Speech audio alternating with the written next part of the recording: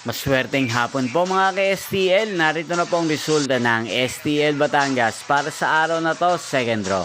January 27, 2025, araw ng Lunes. Naway ang mga natayaan niyo pong mga numero kanina ay manalo nawa ngayong hapong ito, 4:30 PM. Kaya't kunin niyo na po ang inyong mga tickets. Narito na po ang resulta. Ang mga numerong nanalo sa STL Batangas ngayong hapong ito, January 27, 2025, 4:30 PM. Second draw result, 12 at 2.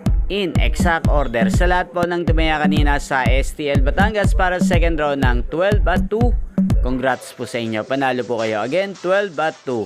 At ngayong hapong ito sa STL Batangas, sa atin pong i-shoutout si Ate Jinky ng Batangas. Shoutout po sa iyo, Ate Jinky. Naway ang mga inaalagaan mong mga numero sa STL Batangas, sana po ay manalo na sana ngayong hapong ito. At sa lahat po ng mga taga Batangas dyan, shoutout po sa inyo.